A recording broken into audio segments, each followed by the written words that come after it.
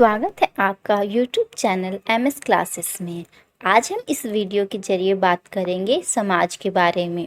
जैसा कि हम जानते हैं कि समाज एक सामाजिक संबंधों का जाल है और व्यक्तियों के पारस्परिक व्यवहारों से उत्पन्न मधुर संबंधों से समाज का निर्माण होता है।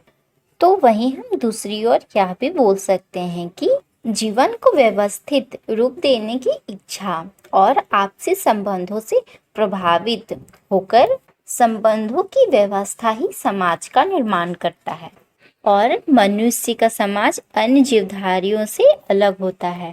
और हम यह भी बोल सकते हैं कि मानव का समाज सांस्कृतिक चेतना से ओतप्रोत होता है और साथ ही साथ समाज हम उसे कहेंगे जिसमें व्यक्तियों का एक ऐसा समूह होता है जिसमें हम की भावना पाई जाती है। इस प्रकार से अगर हम समाज की परिभाषाओं की ओर ध्यान दें तो देखेंगे कि कई समाजशास्त्रियों ने भी समाज को परिभाषित करने का प्रयास किया है।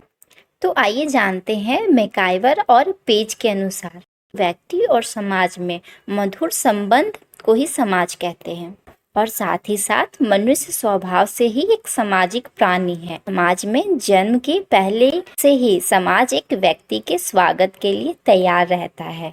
तो वहीं व्यक्ति समाज में जन्म लेता है, बड़ा होता है और अन्य से मधुर संबंध बनाते हुए अंत में वह मृत्यु को प्राप्त करता है। इस प्रकार से मैकाइवर और पेज के अनुसार यह स्पष्ट होता है कि समाज के बगैर एक व्यक्ति जिंदा ही नहीं रह सकता। वहीं हम दूसरी परिभाषा देखें तो समाज ऐसे व्यक्तियों का संग्रह है जिसमें कुछ संबंधों द्वारा आपस में एक दूसरे से बंधे हुए रहते हैं और हम बोल सकते हैं कि उन व्यक्तियों से भिन्न होते हैं जो इस प्रकार के संबंधों द्वारा आपस में बंधे हुए नहीं रहते। इस प्रकार से हम देखते हैं कि चाहे जिस भी रूप में समाजशास्त्रियों ने समाज की परिभाषा दी हो, इतना तो कहा ही जा सकता है कि समाज व्यक्तियों का एक ऐसा समूह है जिसके बीच एक मधुर संबंध पाया जाता है।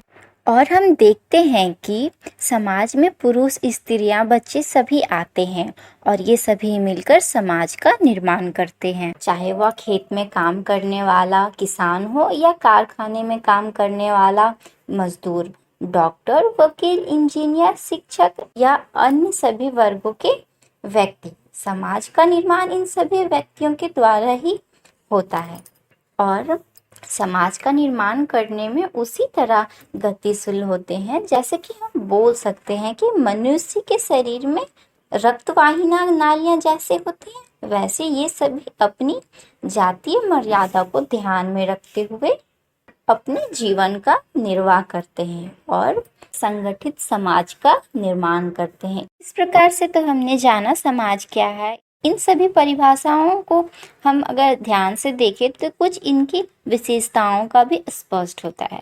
जैसे कि हम बोल सकते हैं कि समाज सामाजिक संबंधों का जाल है, तो वहीं समाज में व्यक्ति साथ साथ रहते हैं और काम करते हैं। समाज में व्यक्ति सामाजिक नियमों का भी पालन करते हैं।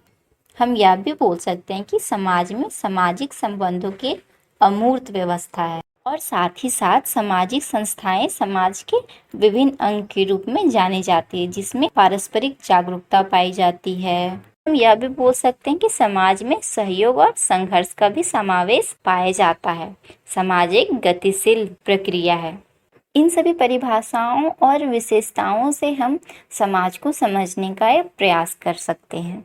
आज के लिए बस इतना ही। अगले वीडियो में हम बात करेंगे समाज से ही रिलेटेड समाज में पाए जाने वाले समूह के बारे में। समूह क्या है, वह समाज से कैसे भिन्न है। आज के लिए बस इतना ही।